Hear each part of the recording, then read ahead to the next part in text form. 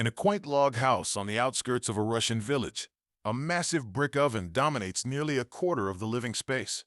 This structure is fired up once before dawn, with the flames dying down by mid-morning. As the coals cool, they are carefully raked aside to make room for a round clay pot. Inside this pot, there are just two simple ingredients: cracked buckwheat and water. The pot is sealed tightly, and the heavy iron door is shut. For the rest of the day, it remains untouched. Subscribe and comment for more ancient videos. There are no flames now. Instead, the bricks themselves do the cooking, releasing their stored heat so gradually that the grain inside never boils, scorches, or dries out. Instead, it softens, swells, and transforms into distinct, nutty kernels over the course of 6 hours or more. When the family finally lifts the lid at the evening meal, they are greeted by a dish that their great-great-grandparents prepared in the same way, using the same ingredients and the same kind of oven. This dish is known as Kasha, and for roughly 1,000 years, it has been the cornerstone of sustenance for Russian peasants. So how did this simple combination of ingredients, a seed that is not even technically a grain in plain water, sustain one of the harshest agricultural societies in Europe? The answer lies in both chemistry and the unique engineering of traditional cooking methods that modern kitchens have yet to replicate. In the 12th century, buckwheat began to appear in the written records of Kievan Rus, the medieval state that preceded modern Russia. The Slavic term for buckwheat, grechka, reveals its historical connections. It shares roots with the Russian word for Greek. According to food historian William Plepkin, the name emerged because the crop was predominantly cultivated by Greek monks in Orthodox monasteries during its introduction to Eastern Europe. The journey of buckwheat is a fascinating one. Originally domesticated in inland Southeast Asia, possibly as early as 6000 BC, it migrated westward over millennia through Central Asia and the Volga region, before reaching Slavic fields. By the time it arrived, the Slavs had already established a term for hot grain dishes cooked softly in water, known as kasher. This term predates the arrival of buckwheat itself, with variations like millet kasher, barley kasher, oat kasher, and spelt kasher, demonstrating its long-standing presence in the culinary landscape. Kasha was never just a simple meal. It was intricately woven into the fabric of life in medieval Rus. When a child was born, a pot of kasha was prepared, often alongside a rooster for a boy or a hen for a girl.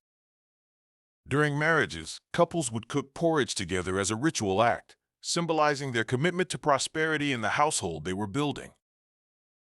At funerals, a sweetened grain dish called kutia accompanied the deceased, a tradition that stretches back to before Christianity reached the region. Even armies relied on kasha.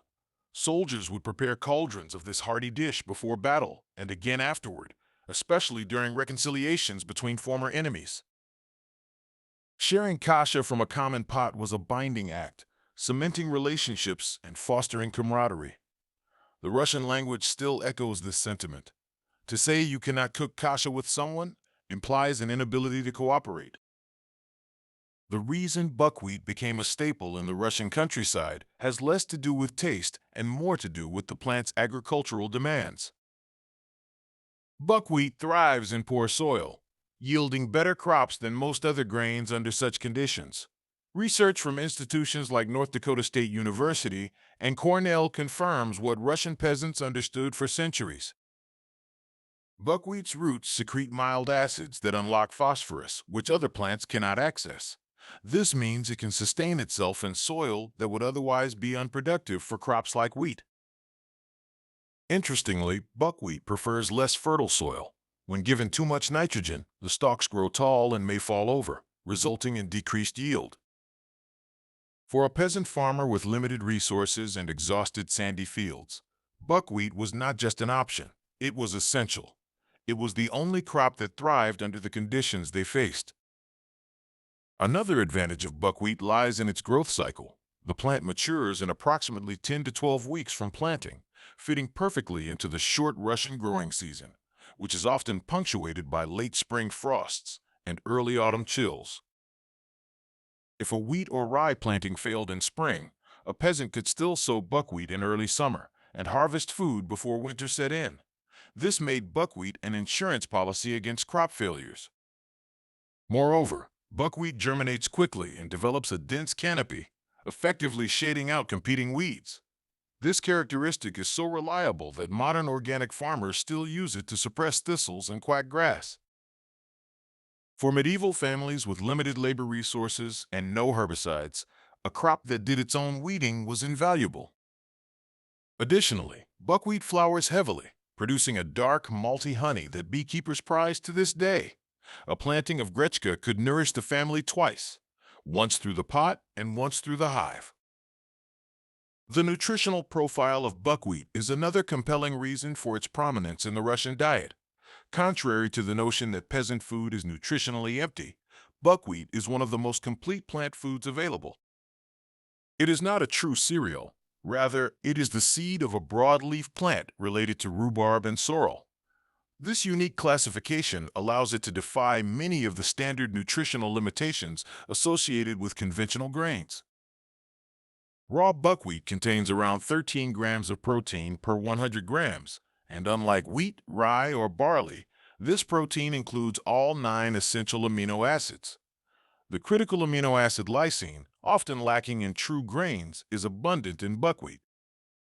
This means that a peasant family relying on buckwheat kasha as a staple could achieve a near-complete protein intake without needing to combine it with legumes or animal products. Furthermore, buckwheat is rich in minerals, offering over 200 milligrams of magnesium and more than 2 milligrams of iron per 100 grams, along with manganese, copper, and B vitamins. It also contains rutin, a flavonoid concentrated in buckwheat that has been studied for its beneficial effects on blood vessels and inflammation. When examining the story of buckwheat, it is essential to recognize that it was not only the agronomy and nutritional benefits that made it invaluable. The context in which it thrived also played a crucial role. However, the agricultural landscape began to change dramatically in the 20th century, with the advent of industrial farming practices and the introduction of chemical fertilizers. As nitrogen fertilizers became widely available, crops like wheat and corn experienced explosive yields, leading to the decline of buckwheat cultivation. The very trait that made buckwheat indispensable to Russian peasants, its aversion to excess nitrogen, rendered it nearly obsolete in an industrial farming context. The same crop that had once been essential for survival was now seen as unprofitable. However, the story of Kasha does not end with buckwheat alone.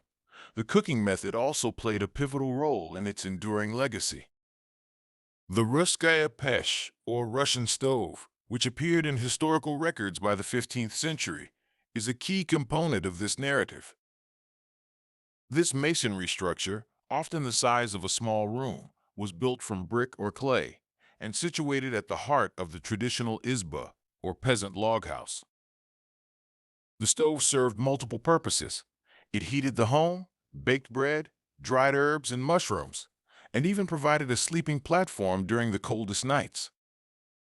The men who built these stoves, known as pedniki, held elevated status in village society, as a poorly constructed stove could lead to smoke-filled homes, uneven baking, and loss of heat. A well-built stove, on the other hand, was essential for survival during the harsh winters.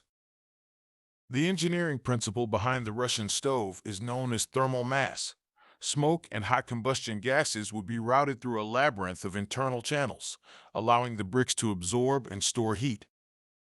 Unlike an open hearth, which wasted heat by sending it up the flue, the stove captured that energy and released it slowly over time. Well-constructed examples could radiate warmth for 2 or even 3 days after a single firing. This design transformed one fire into multiple functions. In the morning, the stove would burn hot, allowing bread to bake first in the peak temperatures. As the day progressed, the bricks would gradually release heat, making it the perfect environment for a pot of kasha. The process of cooking kasha in this manner is known as tamalini, or languishing. The sealed clay pot kept the grain at temperatures below boiling point for hours, while the steam trapped inside prevented the contents from drying out. The starches in the buckwheat gelatinized completely, allowing the kernels to absorb water while retaining their shape instead of collapsing into a paste. The resulting dish was a texturally distinct and flavorful staple. When comparing a pot of buckwheat simmered on a stovetop for 15 minutes to one that languished in the gentle heat of a brick stove for 6 hours, the differences in both flavor and texture are striking. The long cooking process allows for the development of complex flavors and a pleasing mouthfeel that a quick stovetop method simply cannot replicate. By the late medieval period, buckwheat had established itself as a staple across the fields of Kievan Rus. The dish it produced, kasha, became more than just food. It was a cultural cornerstone that accompanied significant life events. In times of war, kasha sustained armies, with military cooks known as kashiva, literally translating to cash makers. This title reflects the practicality of kasha as a food source that could be prepared quickly and efficiently, providing soldiers with the sustenance needed for battle. The proverb, kasha pista nasha, encapsulates the essence of this dish. Kasha and cabbage soup, that is our food. These two dishes, both engineered for survival, exemplify the ingenuity of medieval Russian cuisine. As time progressed, kasha adapted and evolved. It transitioned up the social ladder, finding its way into monastery refectories, merchant households, and noble menus. The dish was often enriched with butter, mushrooms, and cream, showcasing its versatility and appeal to a broader audience. One proverb reflects this evolution.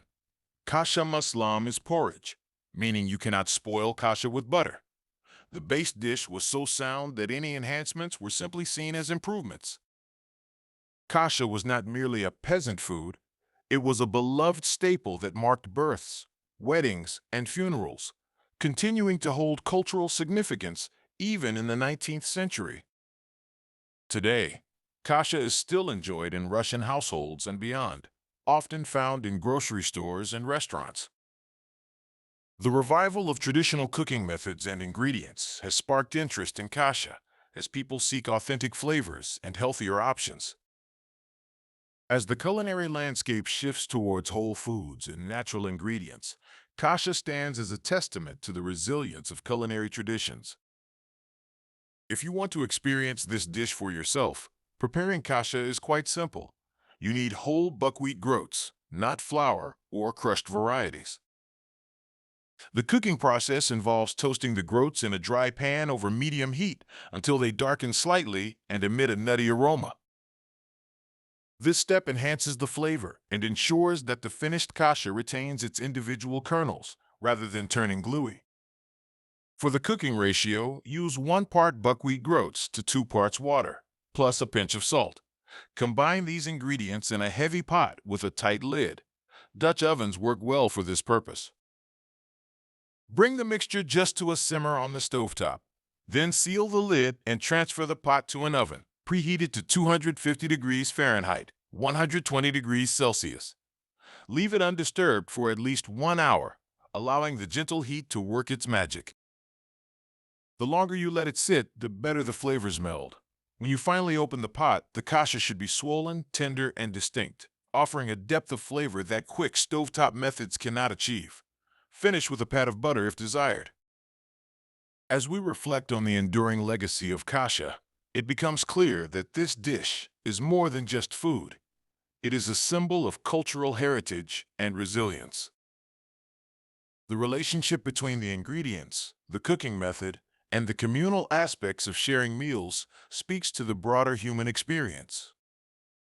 The journey of buckwheat, from its origins in Southeast Asia to its status as a staple in Russian cuisine, highlights the interconnectedness of cultures and the importance of preserving culinary traditions.